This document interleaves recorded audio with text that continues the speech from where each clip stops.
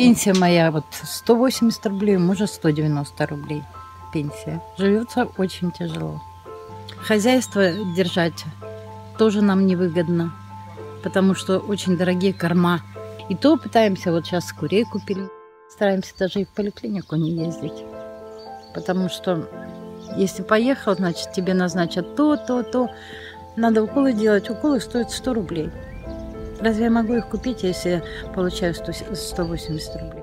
Мне кажется, у нас как-то в нашей деревне, чем дальше, как в той сказке, тем хуже, тем страшнее. Когда начинал Александр Григорьевич у нас, мы жили все очень хорошо. А сейчас, последние годы, я не знаю, что это творится.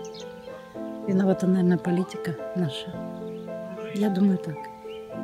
Потому что нельзя людей так вот гнобить. Нельзя просто.